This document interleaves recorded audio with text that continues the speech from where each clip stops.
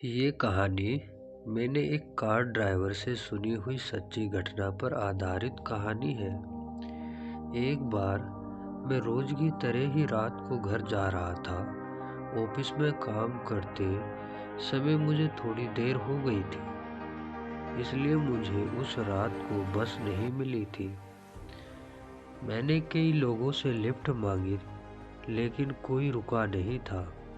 कुछ देर इंतजार करने के बाद एक कार रुकी और उन्होंने मुझे लिफ्ट दी। उस वक्त एक लड़की भी मेरे ही जैसे परेशान थी, लेकिन कार ड्राइवर ने उस लड़की को कार में जगह लिफ्ट नहीं दी।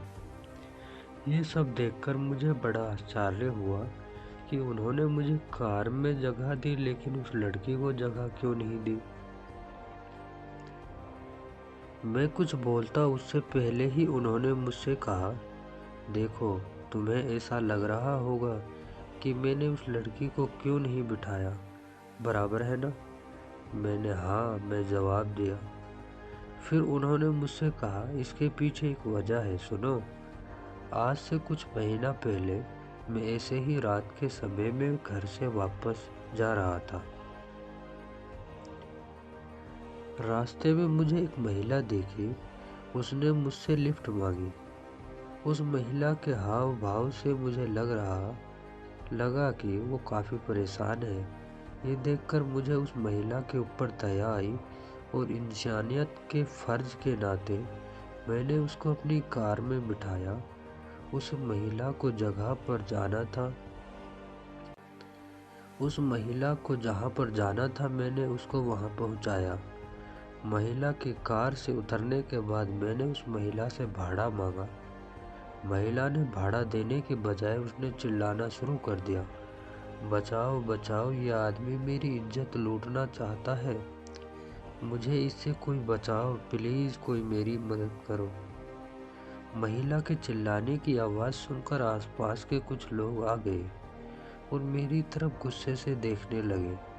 मैंने बिना किसी से डरे उन सब का सामना करते हुए कहा, देखो मेरी बात सुनो। ये महिला मुझे बीच रास्ते में मिली थी। उन्होंने मुझसे यहाँ तक आने के लिए लिफ्ट मांगी थी। मैंने उसको लिफ्ट दी और भाड़े के पैसे मांगे तो इन्होंने चिल्लाना शुरू कर दिया। मेरा यकीन करो, मैंने इस महिला के साथ कोई दुष्कर्म नहीं किया है। आपको यकीन नहीं आता है तो मैं मेरे भाई का नंबर देता हूँ, मेरे एरिया के कुछ लोगों का नंबर देता हूँ, उनसे आप पूछ लीजिए, आपको पता चल जाएगा कि मैं कैसा इंसान हूँ। मैं महिला की बहुत इज्जत और सम्मान करता हूँ। ऐसे दुष्कर्म करना तो क्या, मैं ऐसा करने के बारे में सोच भी नहीं सकता। अगर आपको फिर भी यकीन नहीं होता तो कोई बात नहीं है, आप पुलिस बुलाकर मुझे गिरफ्तार करवा सकते हो। मेरा खुदा जानता है ना कि मैं सच्चा हूँ, बस मुझे किसी का डर नहीं है। ये सब बात सुनकर वो महिला घबरा गई और उसने कहा कि भाई मुझे माफ़ कर दो, मेरी गलती हो गई, मेरे पास पैसा नहीं थे, इसलिए मैंने ये नाटक आपके साथ रचा। बहन जी, अगर आपके पास पैसा नहीं थे तो आपको ये बात मुझे पहले बता देनी चाहिए थी। मैं आपसे पैसा नहीं लेता। एक दूसरे की मदद करना तो इंसान का फ़र्ज है। मैं आपसे पैसा नहीं लेता, लेकिन ये झूठ बोलकर आपने अच्छा नहीं किया।